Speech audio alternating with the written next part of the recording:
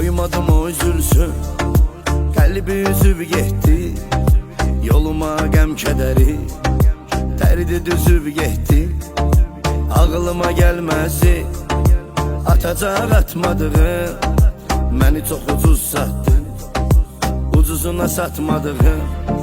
Səninlə gülən adamın, yanağını silən adamın, uğruna ölən adamın, uğruna ölməmisən.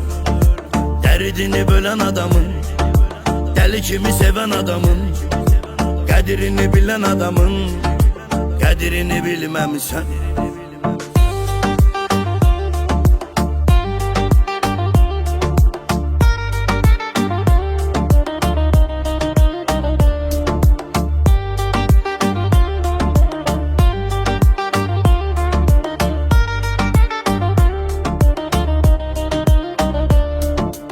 Dözərək dərdlərinə cəfasını çəkdiyim, bir ömür peşmanıyam, bəlasını çəkdiyim.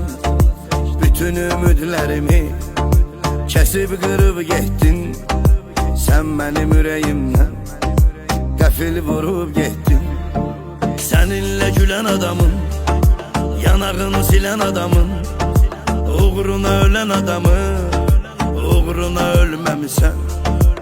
Dərdini bölən adamın, dəli kimi sevən adamın, qədrini bilən adamın, qədrini bilməmisən.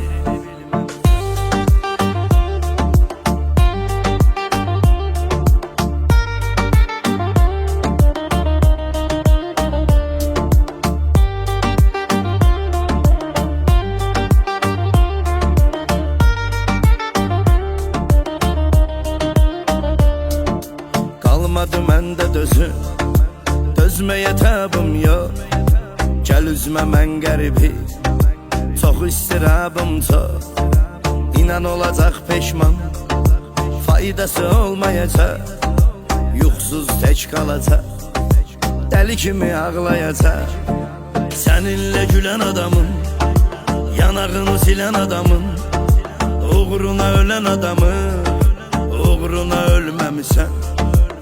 Dərdini bölən adamın, dəli kimi sevən adamın, qədrini bilən adamın, qədrini bilməmisən.